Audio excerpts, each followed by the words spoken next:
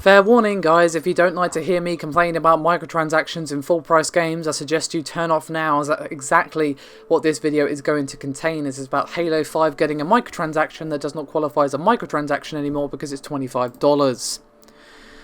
So, let's tell the backstory first before we get into it, shall we? As we all know, Halo 5 has had microtransactions from day one, and 343 have said that this is so they can give you a constant stream of free post-launch content for a long time. And that's how they've justified these microtransactions. And it does seem the number of items you can spend real money on is increasing. Now, 343 have announced this new Rec bundle, which costs, as I said, $25 and will be available starting February the 16th.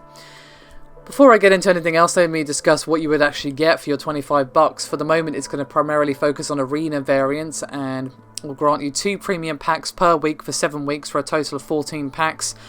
And as always, expect to only find cosmetics, which are randomized and will include armor, visors, weapon skins, and much more.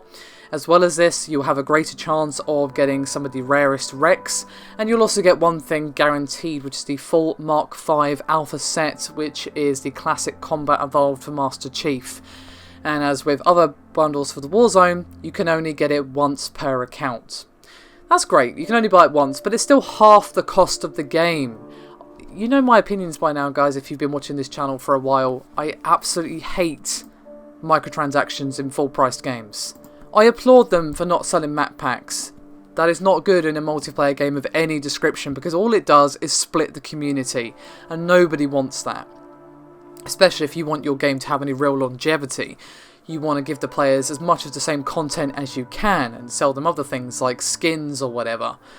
And that is an option. It's not just Season Pass DLC with map packs or microtransactions. Those aren't the only two options in existence. And we've seen plenty of games that have had both paid DLC and free DLC, like The Witcher 3. Yes, it's a single player game, but it had an absolute ton, and I do mean a ton, of free DLC, as well as 3 normal sized, well, I say normal sized, like huge expansions. A huge amount of content on offer there for free, and that is a full price game. They have somehow managed to do this without microtransactions. I've made this argument many times that when you have microtransactions in a full-priced game, no matter who the developer is or how much I may trust or not trust them, it's always going to be in the back of my mind that for them there is always going to be a temptation to skew the gameplay to make it easier, be it slightly easier or way easier, to just give them money. It's always going to be that temptation there, and you don't know if they've done that or not. You just don't know.